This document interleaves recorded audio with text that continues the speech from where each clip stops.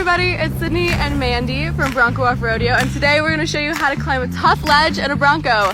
Let's go!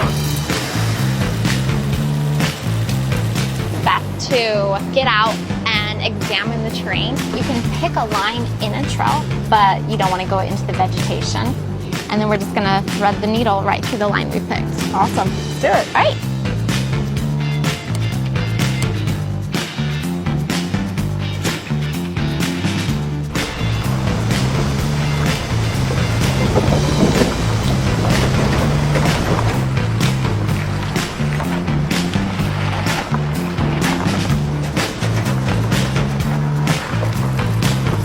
After you've pressed it, then you're going to immediately let off the throttle so that you don't gain too much momentum.